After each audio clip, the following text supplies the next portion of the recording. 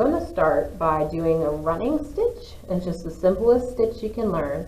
So we're going to do our border. And one thing you can do, especially if you have no sense of length, which I do, is sometimes I'll make little hash marks that are a little more even than if I was freehanding it. So what we're going to do is, so you're almost always going to start from the bottom of your the back of your project and come up.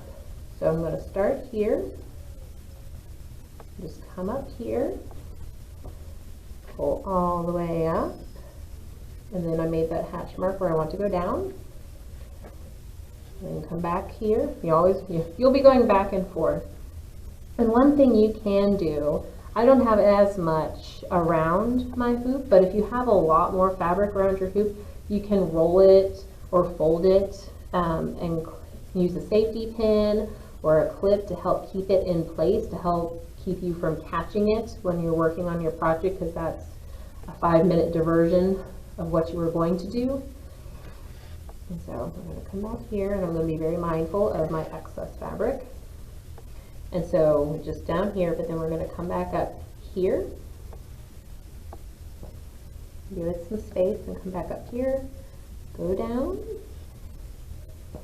It's just an up, down stitch.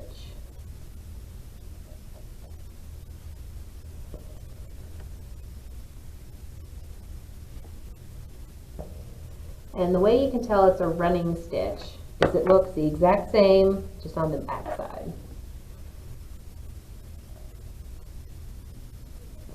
And one thing you can look into doing is doing a running method. So I'll put down my needle here, and then control my needle on the back, and come up the same spot, and it's a little more fluid of a movement. You don't have to do that, that's just the running method. And this is the stabbing method, just all at once.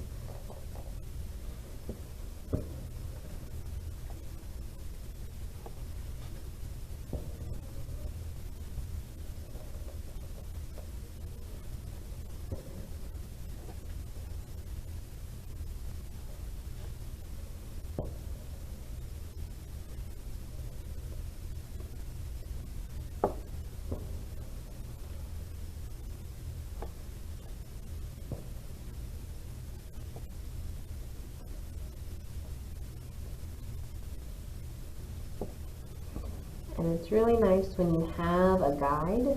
Helps keep your design a lot closer to how you want it to look.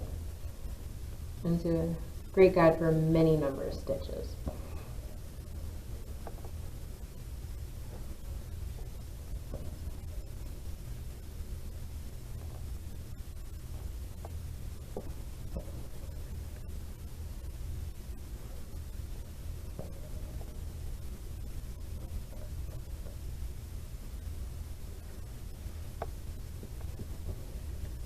And you can move your hoop around to find out what works for you.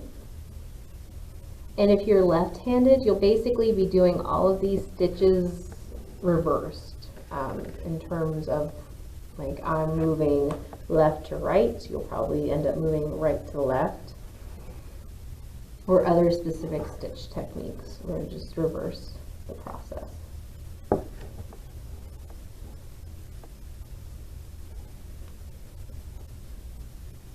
I'll do the running method for a moment. Make it go by just a little quicker.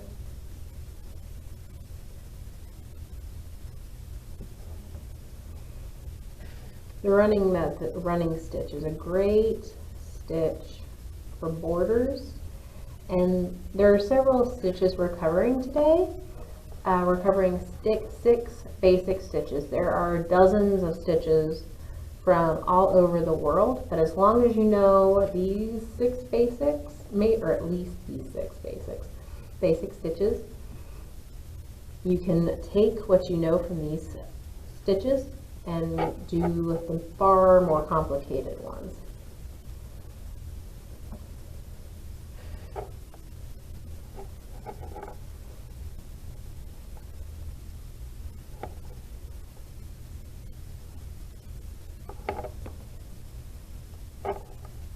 keep your stitching even.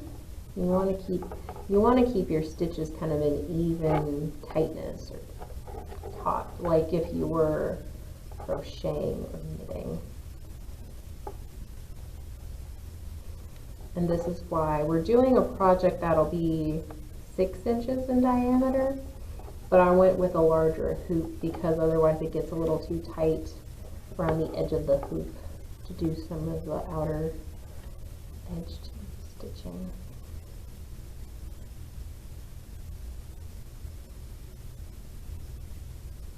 Stuff behind here.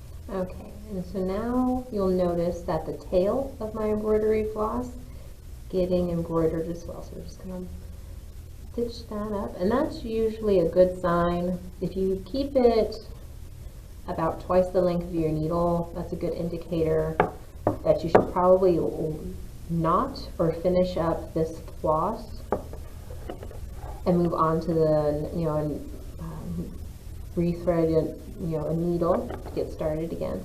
So one way is a knot, and so we made our last stitch and we're going to take our floss. I gave it a few more inches. That's why you want to have plenty of extra floss as the tail of your threaded floss, so that way you have enough to work with, because you don't want to be trying to knot or finish up your floss and have so little floss that you can't do anything. And so we're going to go through our last stitch, go under the stitch and pull our floss a bit. And so there's this hoop right here. I'm going to go through that with the back of my needle, pull along and just work it a little so it'll knot right there. And so what I'm going to do is I'm going to trim it, leave some, and that's it. Now I'm going to rethread my needle, trim the bottom of my skein. I'm going to hoop my needle, or thread my needle.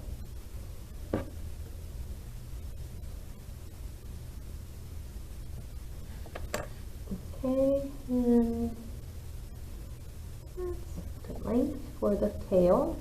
Then I'm going to knot my thread again, or knot my floss again. So again, here is the eye of my needle. Here's the end of the pointed edge of my needle. Here's the end of my floss. I'll lay that facing the eye of the needle. I'm going to wrap it around a few times, and then I'm going to pull the wrapped floss over the eye, past the tail, along the floss. Knot it a little bit.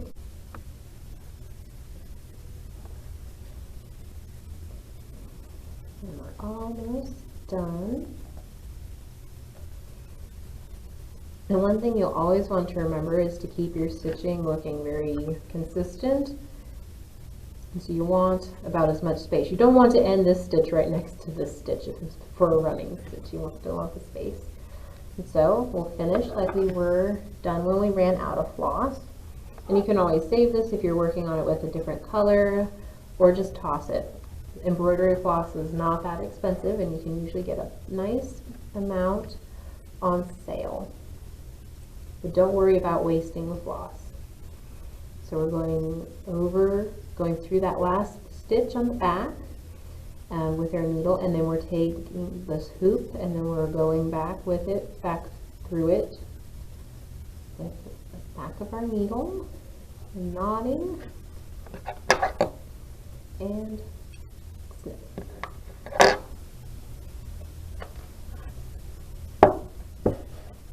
Now onto our back stitch. Now our back stitch is back. It is a great stitch for when you're doing lettering, which is why we're going to start with the letter D. Now I always like to, when I'm doing back stitch, to work on for letters, to work backwards to better catch the movement of handwriting. Your handwriting will loop over the previous markings. So I usually like to go backwards when I'm doing a back stitch for lettering, but you don't have to do that. I'm just demonstrating it. So the back stitch, we're going to go down the middle of this. And so sometimes you can use a water-soluble marker for the specific lines you're going through, and sometimes it's where you will fill in your stitches. And so I'm going to start at the back. And so if with a running stitch, you would come up here, where you would come up here with a running stitch. We'll give it a bit of space, come up here. And then we're going to go back here.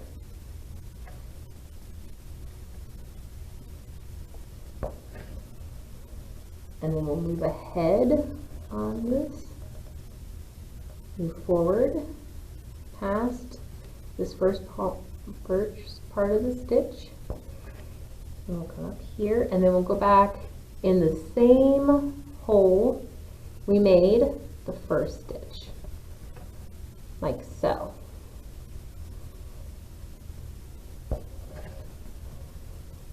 You want it to be the same hole every time when you're doing a back stitch. So we'll go further down, we'll come back, same hole. You will be able to tell if you don't go through the same hole but one right next to it. Sometimes you'll end up unthreading your needle and pulling it back up and then rethreading your needle to fix it. It just depends on what you want to do. Because there are some days where I just go, this is close enough. And so it looks like a bit of a mess in the back, but it'll always look nice up front where everyone can see it. The back of your work will always look like a knotted mess.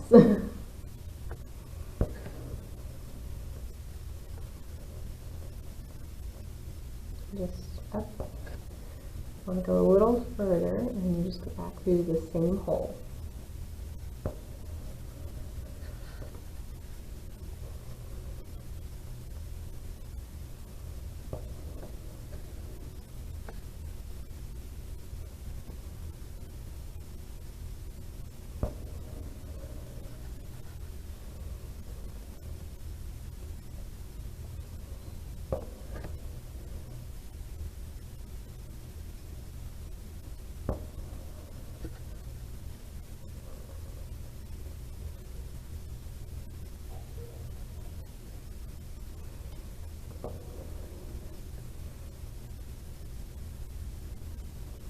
Okay, and then I imagine that this is a looped D, so I'm going to do this real quick. It'll look a little awkward.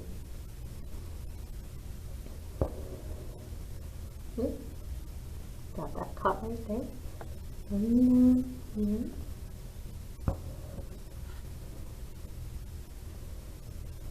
And then make it look like it's crossing, or about to cross. Just a bit of a loop. That's just what I'm doing. You don't have to do that. And then I'm going to knot stitch for a minute. Then I think I'll come up here. Make it look like it's a bit of a loop. And I'll move my stitch right here. Make it look like it's looped a bit.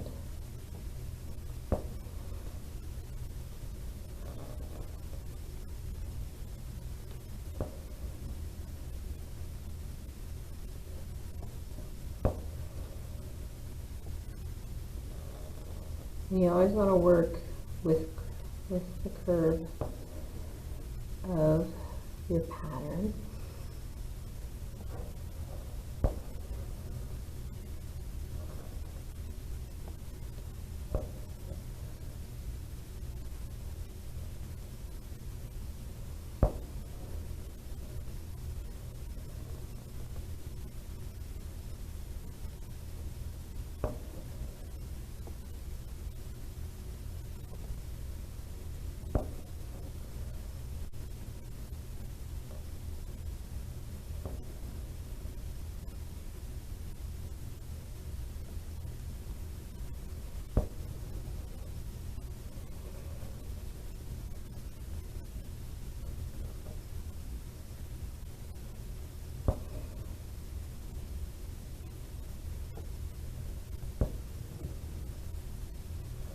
Make it look like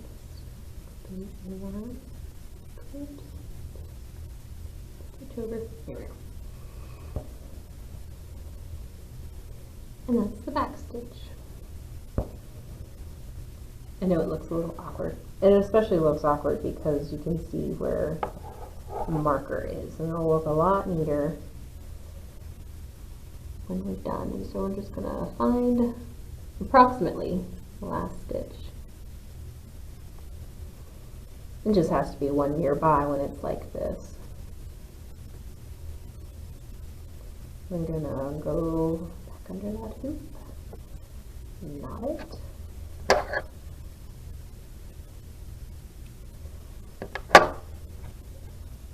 Here we are.